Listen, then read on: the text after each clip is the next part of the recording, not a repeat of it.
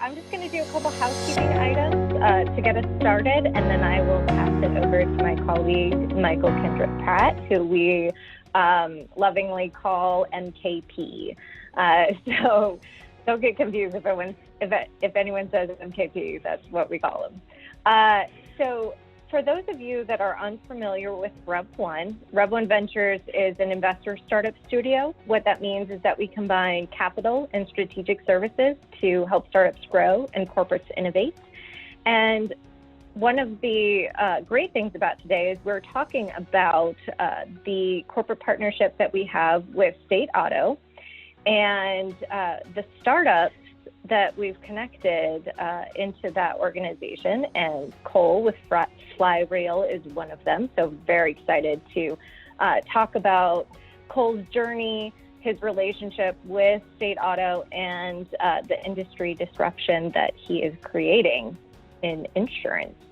So if you have questions, please put them in the chat, or there is also a Q&A section right at the bottom of your screen. Either one will get those to me. We're going to reserve the last 15 minutes of our conversation today for questions. So please type them in as they come up, and we will ask them at the end of Cole. With that, I'm going to pass it off to Michael, and I will go off screen just so that I am not in the way. We are recording this. That's usually a question I get asked a lot. We are recording this. The recording will go out immediately following the event if you've registered, which clearly you're on this, you have. And we will also be recapping it on our blog. So keep a lookout for that. Thank you.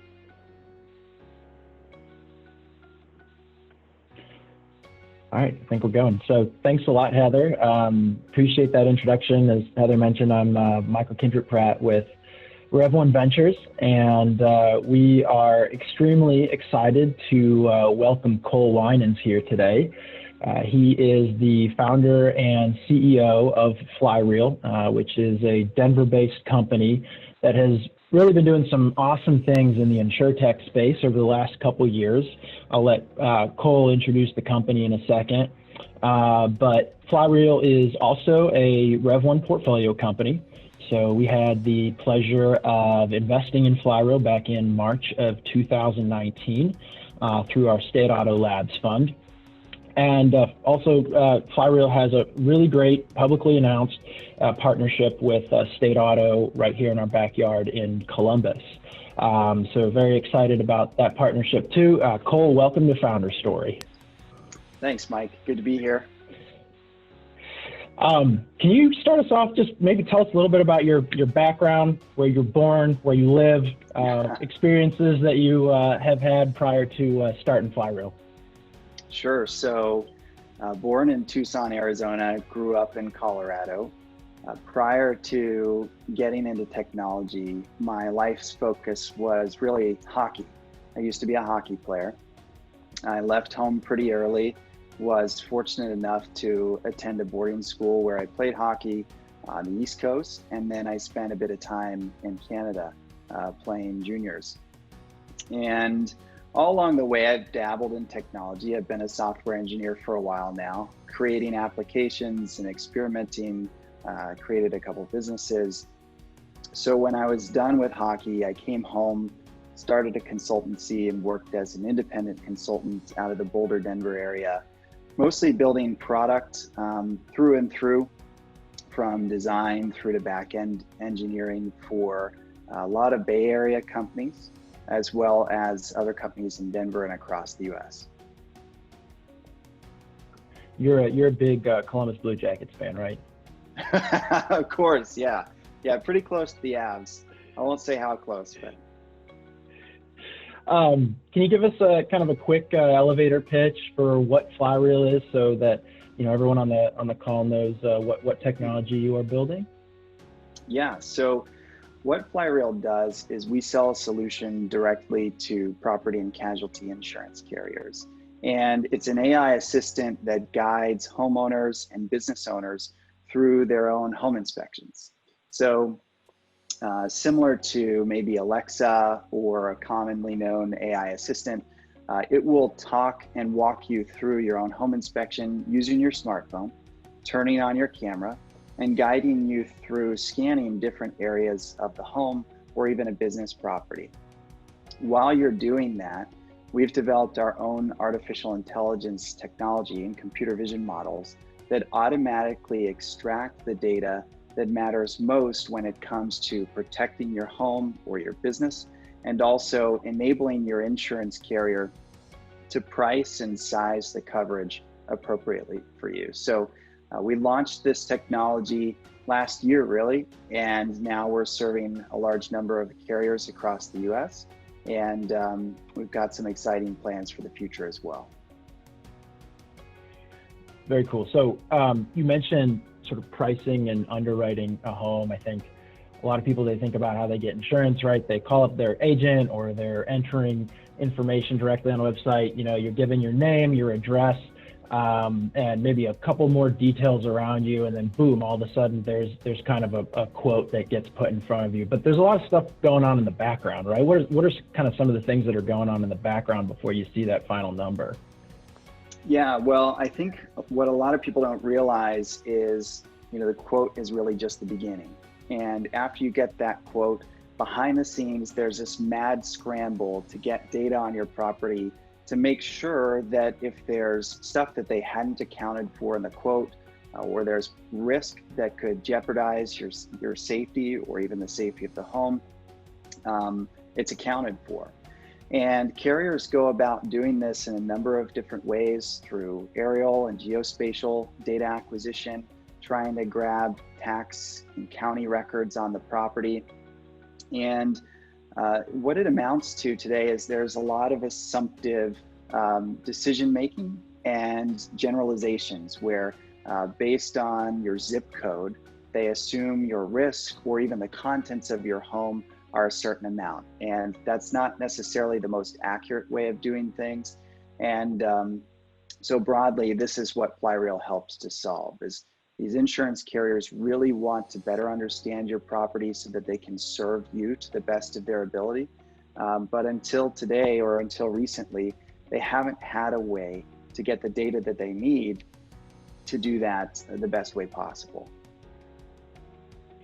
Great. So it's really given kind of a purview into what's going on inside of the home, which hasn't been able to be seen before. What are kind of some examples of, you know, things that you look for, that your AI is looking for as you're walking through the home, or how is it kind of helping insurance carriers? Yeah, I would say one of our biggest and most valued capabilities is identifying critical risks and hazards. And that's important for the carrier, but it's equally as important for the policyholder themselves. So an example of that might be Flyreel's ability to detect recalled circuit breakers in an electrical panel. Just by you waving your phone in front of that electrical panel, we can let you know if there's a recalled circuit breaker there, which could result in a house fire. Other hazards that we'll detect are wood-burning stoves that are surrounded potentially by combustible materials. They don't have tile or some sort of insulating material surrounding them on the wall. We catch all of these things, and we basically enable your carrier to provide recommendations to better protect you and your home. Great. I got to ask you before we move on, the name Flyreel, we're going fishing. How did you come up with the name Flyreel for this type of company? Yeah, so maybe we'll get to some of the background story behind pivots and more, but we kind of inherited the name from a previous concept that we had for the company. But now I'm trying to kind of spin it where we catch the data that you need. And the whole team rolls their eyes at me when I say that, but you got to make it work somehow. I love it. I'm on board. So you've talked about a couple sort of features of the product on the front end of getting an insurance policy in place, but you guys work a little bit on, you know, the claims side of the world too. Is that right? Yeah, we're entering claims, and so yes, we're there. and you've recently, I know, had a bit of an experience with your own home where you've gotten a chance to use your own product, right? So can you tell us about that? Yeah, so unfortunately, so I thought I was going to get out of 2020 unscathed. And about 2 weeks or so, I came back from a business trip and got home, went down to the basement, and it was completely flooded. Our water softener had burst, and due to, we think, an installation error, thanks to Flyreel and Source 7, and we had a considerable amount of damage. It was interesting though, and while it was frustrating, it was an awesome experience. So Flyreel's claim product is now in testing, and we have some pretty exciting new innovations that we'll be rolling out and announcing here. But the long story short is, when I went down and saw the basement, I didn't necessarily know what to do. We called our agent. It was a Saturday. The agent was not working on the weekend. And so we had to wait. We left a voicemail. We waited until Monday before we got any sort of a response. And at that point, we were told to call a plumber to come and provide some sort of an opinion. And so now we're talking an inch or so of water in the basement in Missouri, where in 24, 48 hours, you can start to get mold accumulation. And I was concerned that no one was coming out and actually documenting the damage, and that the water line would recede, and maybe they'd say, oh, it wasn't as bad as you said. So I had this kind of guttural response. I just need to take as many pictures as possible. And then I was like, wait, I know this company Flyreel. And so I used our own app. I did a comprehensive scan of the claim. And now I have a full capture of that room and a comprehensive baseline with the water line, all the details, the water softener, everything documented.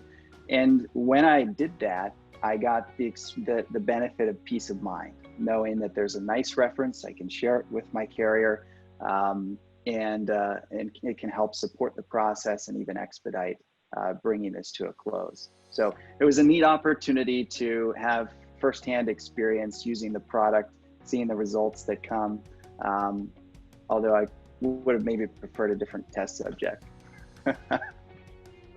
Well, it's great. It's a trial by fire with your own product. Right. And Cole, before you started Flyreel, you mentioned that you had a lot of experience in sort of product and design.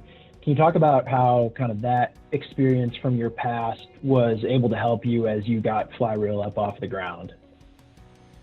Yeah, I would say maybe the most beneficial thing or advice that I never quite took was to just focus on one thing and just be an expert in one particular field in engineering and have a good career. Instead, I would take all different types of projects, and whether or not I felt I was entirely ready, and I would just pursue them and try and build them and support businesses of different types as a consultant and creating new products. And the benefit of that was that while I wasn't a specialist, I was a really good generalist that could pull from different experiences and different technologies and weave them together into solutions. So I knew a little bit about a bit more or a lot, but not particularly deep in any specific technology. And that actually ended up being extremely beneficial when starting a business, because all you have on day one is yourself. And you usually need a website. In our case, we needed a mobile application, had to develop some initial computer vision and machine learning technology. You've got databases, architecture, all of that stuff. And so being a generalist ended up being a nice advantage and allowed us to get a good foundation there to then bring in people a lot smarter than me to take it and advance it into what it is today. Great. You mentioned that when you first start the company, it's like you and an idea. I think want to get a little bit into how you've managed some of the growth over the past year and a half. So I think that we, through State Auto Labs Fund and Flyreel, we started talking kind of late 2018. Can you tell us a little bit what the company looked like back then? I think it was probably 2 full-time employees, and then at that point, Lucy was with us too, but we hadn't gotten to bring her on full-time. So we're 3 people, and I think as of today, we're somewhere around 23, 24.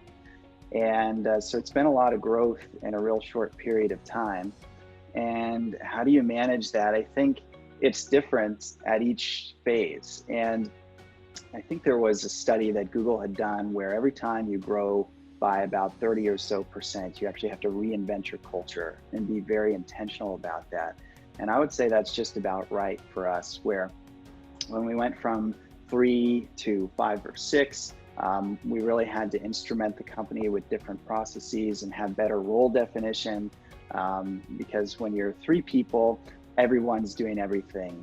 And then as you start to bring on more, you need to delegate that and have greater role definition, as well as some process around who does what, when, and how do you communicate. And then I would say most recently, one of the things I've learned is having a larger team, especially now where we've hired people that I haven't necessarily had the time to spend face-to-face time with yet. And not everyone knows you. And that's pretty interesting, and it's a bit of a change for me. And because no one necessarily knows you, all they see is your title. They don't know kind of how you treat people, how you communicate, how you want them to communicate and represent the brand and the company, and even treat customers. So spending time and being intentional about writing things and communicating that to the team so that people have a central place to pull from, to have an understanding of the ethos of the business and scale that culture as you go from 10 to 20, 20 to 40 is really, really important. So I think a greater emphasis on communication and just creating methods that scale the delivery of kind of your cultural expectations when you can't one-to-one or one-to-a-few communicate that directly. Yeah, so going back to, when it was you and one other full-time employee, you've had quite a bit of growth, as you mentioned, since that time. But the kind of current version of Flyreel being an inspection app for property and casualty carriers, that wasn't always the dream, right? Can you talk a little bit about what were some ideas that didn't quite pan out? I have a lot of them, probably more than I think most. So Flyreel was 2 or 3 things before it was or is what it is today. Initially, I started it with 3 really good friends, and we just wanted to do something on our own.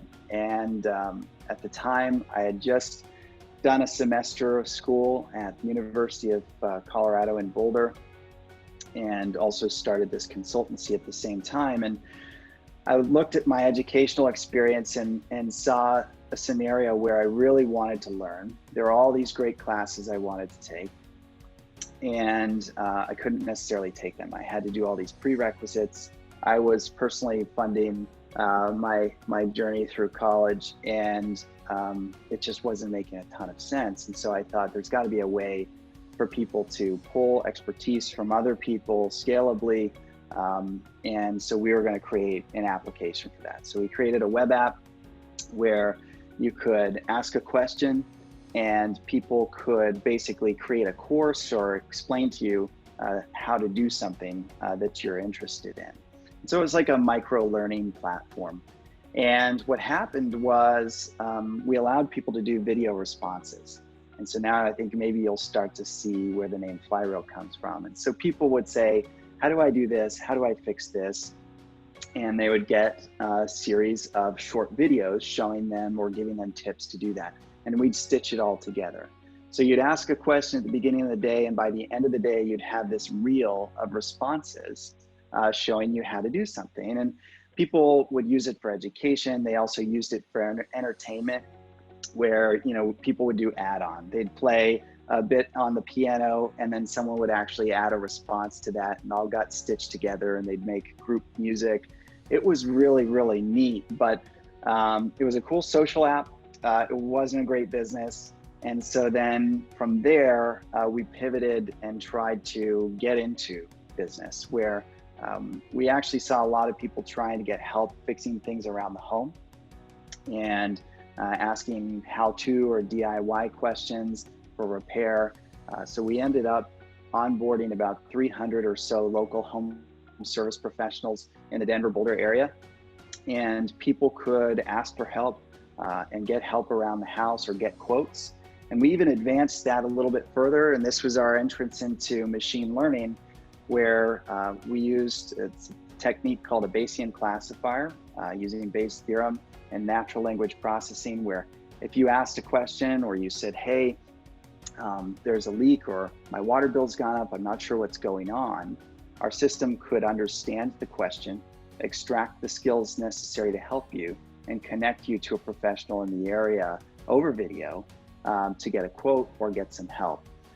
And so that's when we started to push more towards an enterprise or business-oriented solution. I'm happy to share how that then transitioned to Flyreel, but maybe it's a good place to pause. You let me know. Yeah, no, that would be great. I'd love to know how you sort of got into Flyreel, and then, you know, when after you changed that, right, you moved pretty quickly into successfully raising some capital, and would love to hear how that story went too, or how you got to that point. Yeah, so along the way, even with the social concept, we had raised a little bit of angel capital. And this is kind of the hard part of the story that maybe some other founders can appreciate, but also it doesn't necessarily get published all that much, is we ran out of money a couple times. When we did the social app, we actually had a lot of traction. Some pretty high profile people using the application and engaging, providing answers to questions. But at the end of the day, we had to make money and we didn't see a path. We weren't getting tens of millions of users like Snapchat was. And so we knew it wasn't going to work. So that was, to be honest, a bit of a dark period. I think when you take capital from other people, and you build a business with that and you see the potential to lose it, it's probably the worst feeling in the world. It's one thing to lose your own money. It's another to potentially lose money from people that have entrusted that in you and believed in you to create something that's great. So I shouldered a lot of that personally. And it was a tough period, but I think at every point, we knew we were going to come up with something, and we were just going to keep pushing. And so we did. It took a while. I called each of those investors and said it wasn't going to work, but I wasn't going to stop. And we kept iterating. We got into the home services space. And when we did that and we started signing up businesses, there was an interesting result. We were connecting people who needed professionals over face-to-face video just by speaking into the phone on average in under 30 seconds. So it was a success in terms of the product. And when we started to see those results, we had some additional angel capital come in and we brought on a couple employees. But then it was time to start monetizing that and dial in the unit economics. How are we going to acquire customers? What's the cost of that, the CAC, and what's the lifetime value of those customers, and how do you stand up a marketplace that's profitable?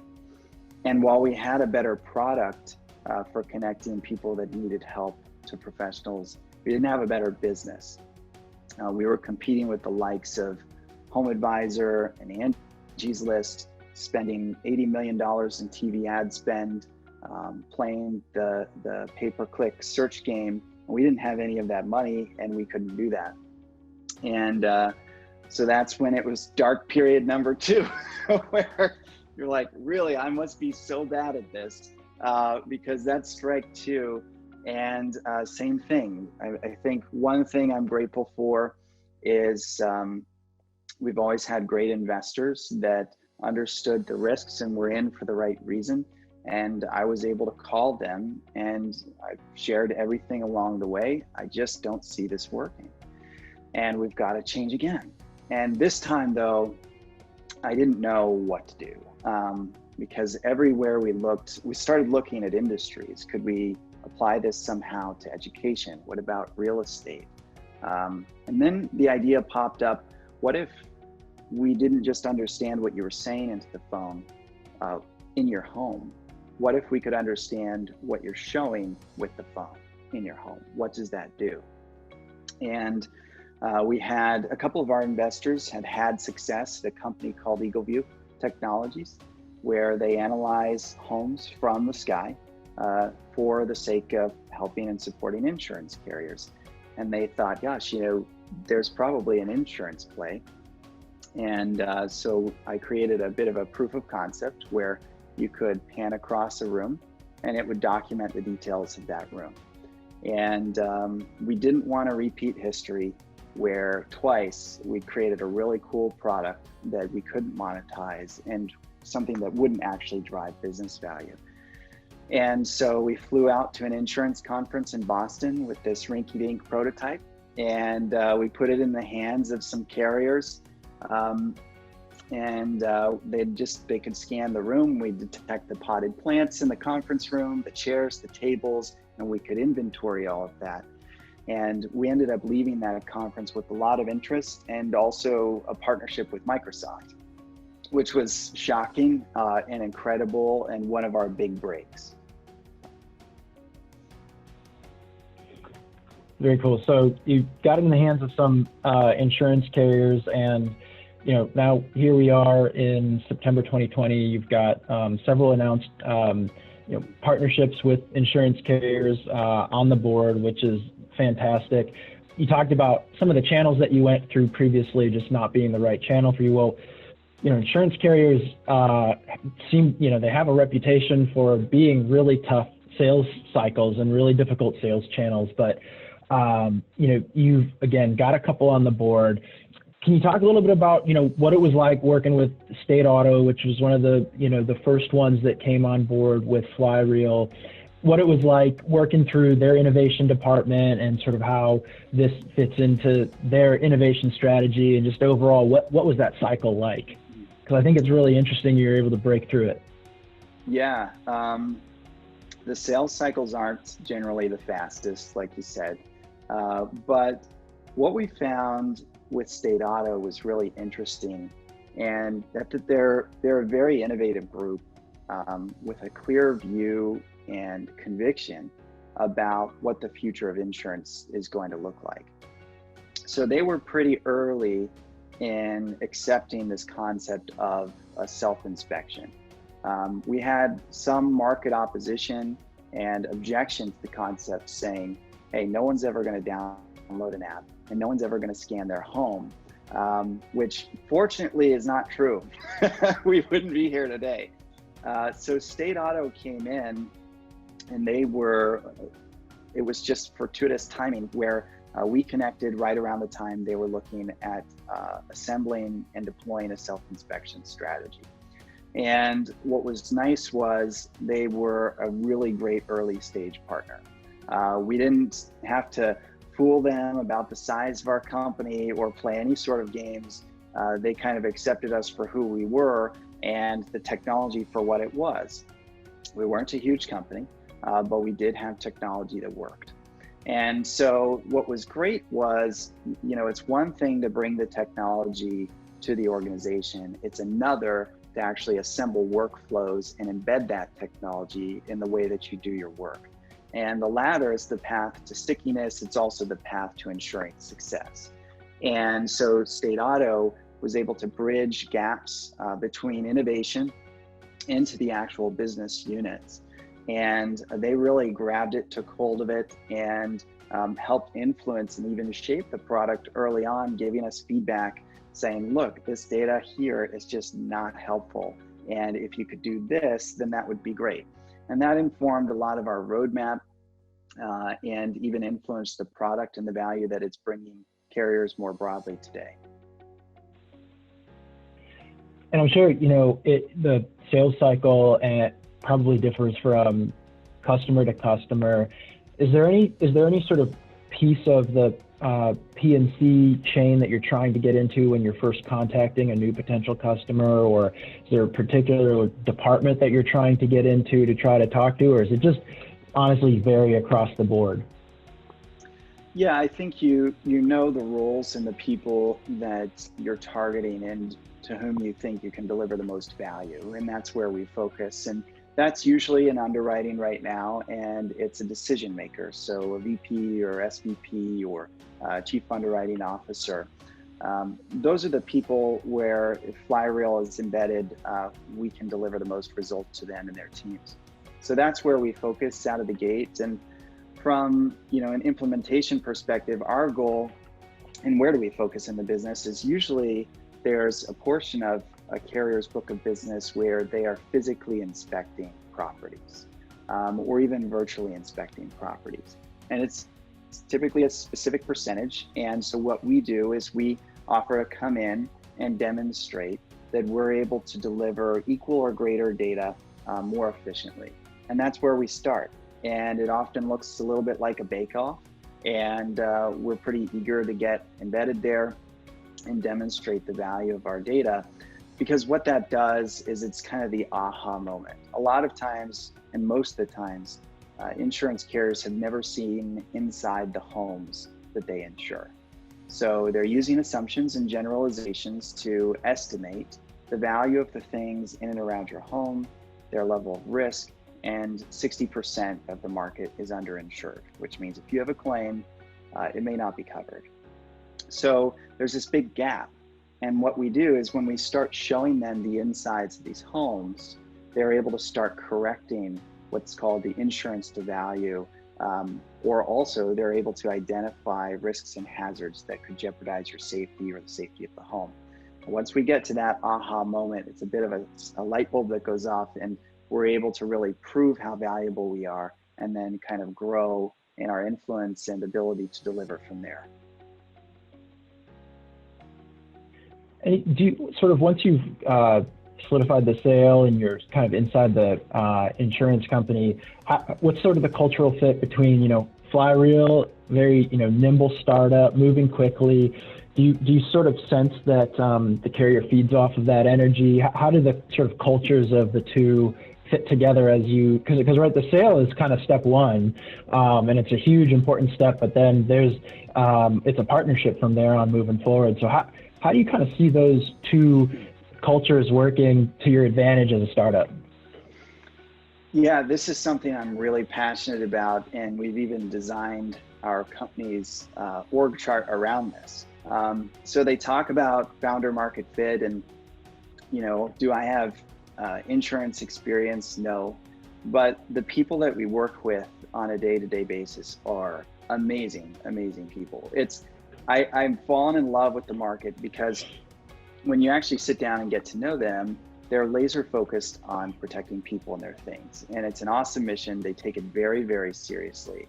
And so on a personality basis, we mesh. And what I wanted to do was make sure that we invest and design our business to support them through not just the sale, but ongoing. So we have, I'm very proud, the best customer success team that exists, and we bolt that on to each customer to guide them through not just launch, but we study every analytic, the open of an email, the click-through, down to how far they've gotten through the inspection. What data are we capturing? What data do you wish we were capturing? And we continuously analyze that, submit analytics packages to our customers, have defined success criteria, and guide them through that never-ending process of continuously improving. And that's what we bring. It's not just technology. We are taking this function for the carrier on our backs and carrying it for them because they have really important stuff that they need to do.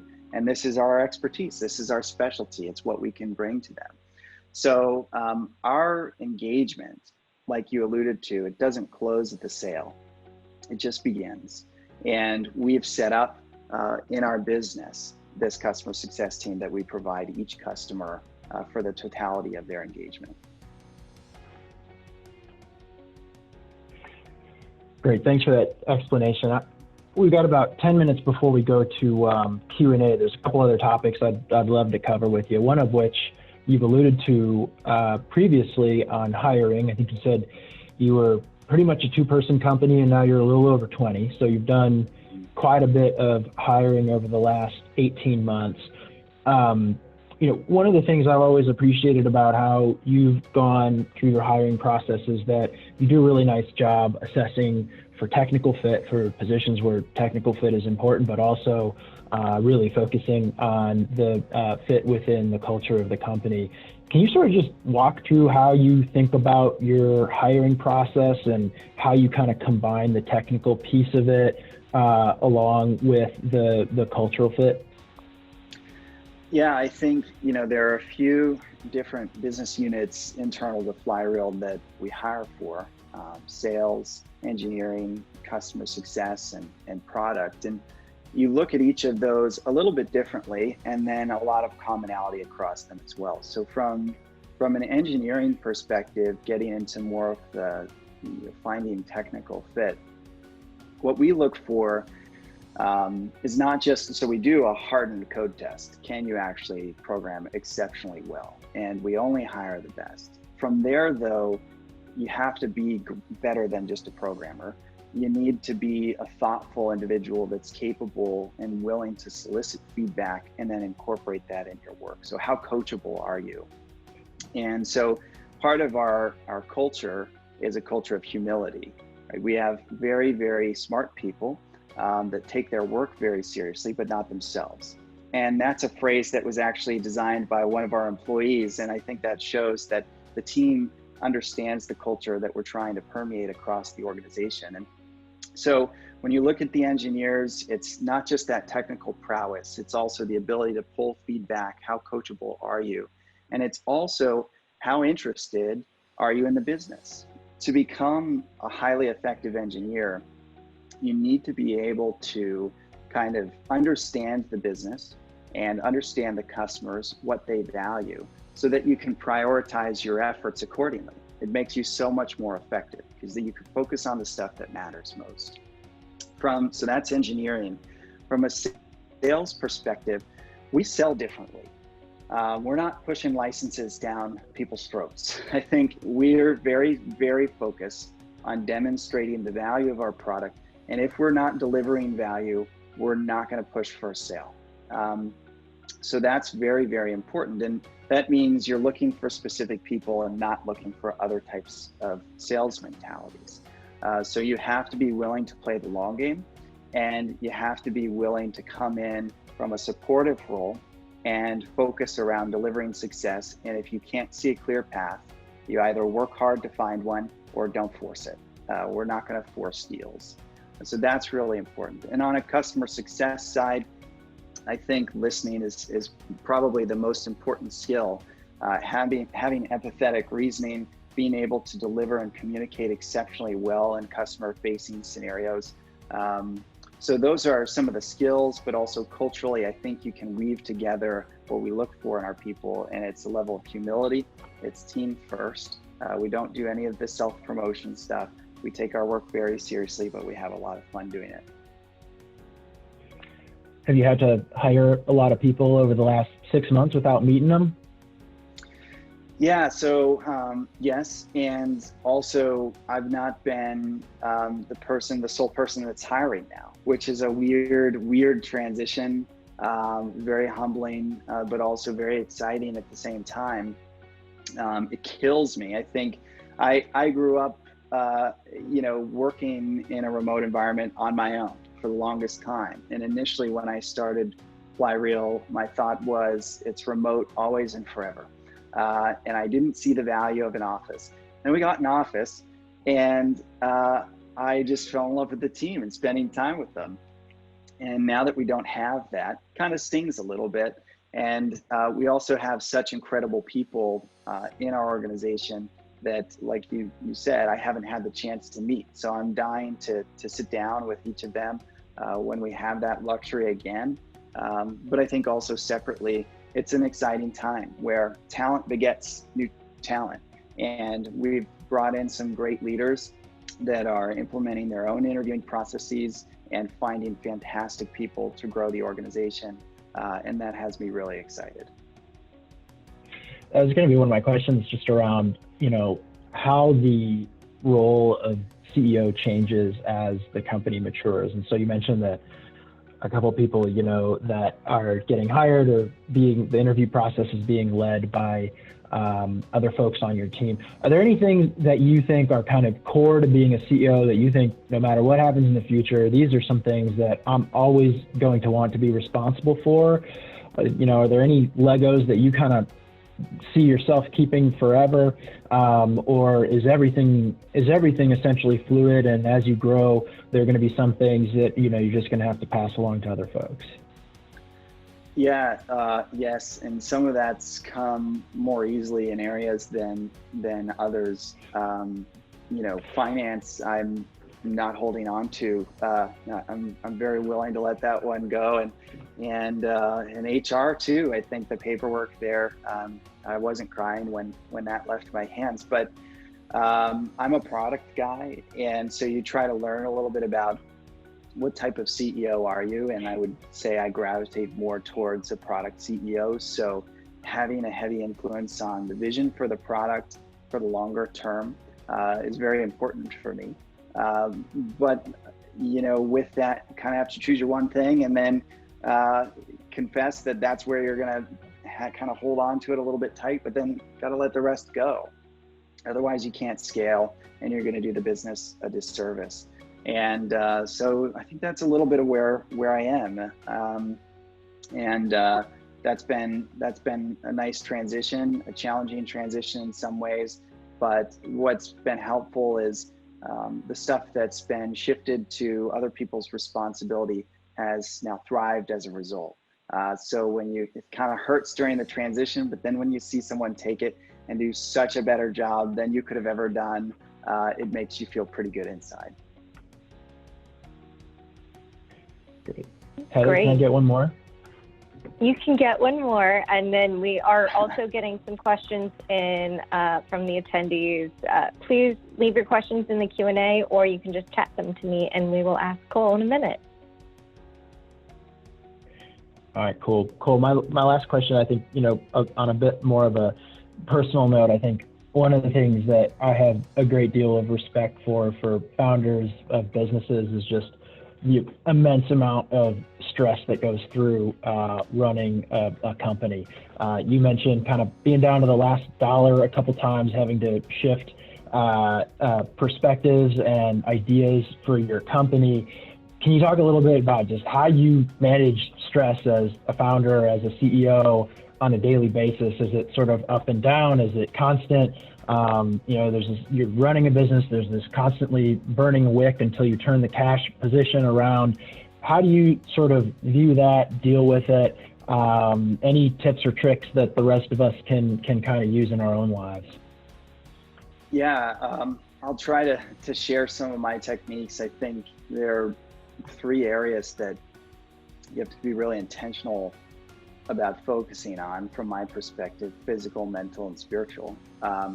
And so when I've gone through the harder parts of Flyreel, which I would say were, I think when we ran out of money, that was really hard, having to let a couple employees go. One of the things that we had to do there was we were expecting at one point a check to come in from investors, and it didn't, and we had to let some people go. And so, but I wanted to keep paying some of their health insurance and those types of things, and it was just so hard. And I think a couple things. You have to take time away to take care of your physical body. Otherwise, it's just not going to work. It'll fail you. And from a mental perspective, I think there are some tools you can pursue, and then some, I have to admit, I'm privileged to have.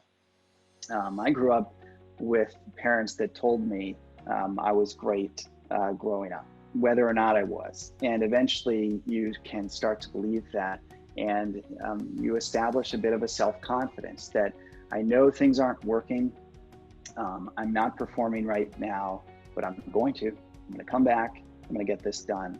And that creates a resilience and a persistence. And I think that was gifted to me. And I think there are ways, I think because I'm privileged to have that from my parents, I can't necessarily speak on ways to create that yourself, but I think that self-confidence and having a belief that, you know, the worst thing you can do is quit. You can keep going and you can change your company 3 times. That's an option. And I think that's one of the things. I would stay up, I would just sleep for a few hours a night for months while we were trying to pivot and find a fit. And you Google, and all these investors write on blogs that the most responsible thing you can do is sell the assets, get the investors something back. And fortunately, we didn't believe in that. We just kind of kept going and iterating. So I think a never quit attitude, and a self-confidence, just believe, have your convictions and keep going. So I'd say those are some really important components that play into it. I don't know if that was a great distillation, but that's what's helped me. And then of course, amazing family and support. And then as you start to assemble your team, assemble it with people that like you on the good days and even the bad days. When things aren't going well, you can really lean on them to say, gosh, this sucks, but I'm right here. So I think we're fortunate to have that, and things are going really well now, but that wasn't always the case, and that's an important story to tell. Great. Thank you, Cole. We are receiving a lot of questions. So the first one I'm going to ask is from Astrid. She asks, well, she says she loves Flyreel. When will Flyreel include dimensions in their amazing tool? Yeah, we haven't made that announcement quite yet, setting a hardened date. I will say that it's coming soon. So I can't get into the specifics there, but you should see an announcement not in the not too distant future. Awesome. Another question specific to your product. The inspection is generally done post-bind. I'm assuming as an insurance person, you know what that means.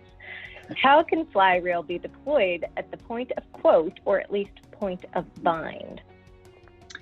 Yeah, that's a really good question, and that's something that we're actually working with a number of customers on right now. I think that the messaging for us in terms of entering the market, it's just been easier to go post-bind because you have a customer that has signed on a dotted line, agreed to a quote, and there's a level of commitment there that has them somewhat glued. And so you can ask them to do something with the appropriate messaging while explaining what the value is. Now in the quote process, the concern has been, does this introduce a step in added work for our prospective customers compared to other carriers that maybe aren't using this? And the answer is yes, it does. But the return on that is you actually get an accurate quote that's not going to change, and you have adequate coverage that really protects your things. So if you look at the deployment of Flyreel across the value chain from quote all the way through to bind, post-bind, claim, renewal, you can start to actually see where we landed here, and now we're expanding both earlier in the value chain and later in the value chain. So there is the ability to do that. We're working with a couple customers to progress in that direction, and I think that's just a nice organic expansion of our product that's occurring over time. Great. We have a question from Dean. He says, is the target market personal lines, private client, small business, mid-market, commercial? So he wants to know more about who your target market is. Yeah, so initially it's been residential personal lines. What we've faced is an exciting scenario where when we focus heavily on delivering value, and when we prove value delivery to our customers, you can imagine that the next step is that they want to scale that and bring it to other business units. So going into commercial lines for us has now happened. We're doing restaurants, multifamily housing, lesser risk only, and we're also now working with a number of high net worth carriers too. So we've seen use case expansion. Residential used to be kind of the straight and narrow for us, but now we are getting into some of these additional use cases. Great. So Pat asks, do you see a role or roles with Internet of Things as part of your technology in the future? Absolutely. Yeah, I think, you know, what we've done is we have a fantastic data capture solution. What we also have, though, is the underlying intelligence that makes this data very actionable. So Flyreel gets the most comprehensive interior, exterior data set on a property. But there's data that we don't get. Data that's embedded in appliances, data that's coming from the sky. We don't ask the policyholder to climb on the roof. And so it's important that our platform be architected in a way that we can ingest and operate on that data to surface risks, hazards, and other important information for underwriting and claims. So we do a number of integrations with a number of groups. We typically rely on our customers to pull us into those integrations. We're not out pursuing partnerships on our own. It's always customer pull. But yes, there's definitely an opportunity for IoT and insurance, and further an opportunity for IoT and Flyreel in insurance. Great. And our last question comes from Larry. He says, you said your big break came from an industry conference. Such attendance is costly and booths even more so. Can you elaborate on how you decided which conferences or trade shows to attend? Yeah, that's a great question. The nice thing is that a lot of times these conferences will wiggle you a deal if you're a desperate startup. And that's what we were, and we confess that that's exactly what we were, and they did give us a really nice deal. And I think it was the DigIn conference, so thank you DigIn for helping us with our start. But also you do need to look at the attendees and make sure that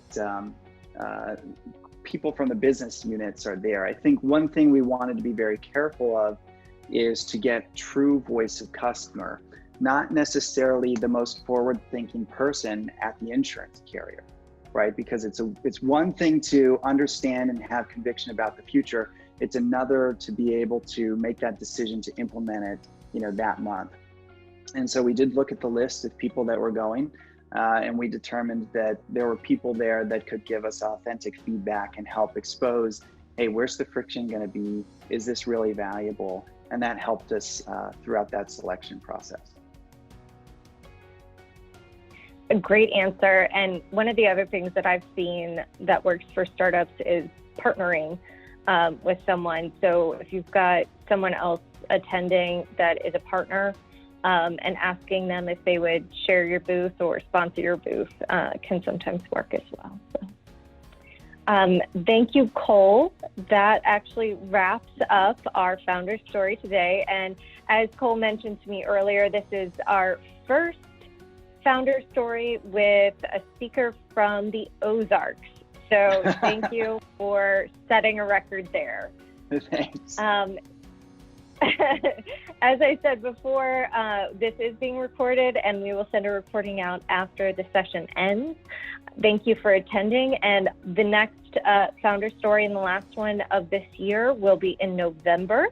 So be on the lookout for that event. And thank you again, Cole and Michael, for your time today. We really appreciate it.